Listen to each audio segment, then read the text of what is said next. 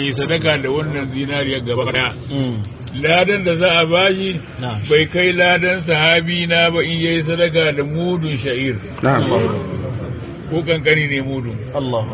kai ko rabin sa wadanu sai fa zabai yadda Allah ya zabi annabi ya bamu haka ya zabi sahabbai su rako shi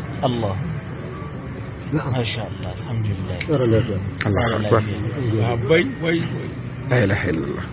ba abin da mutum zai iya kai sahabi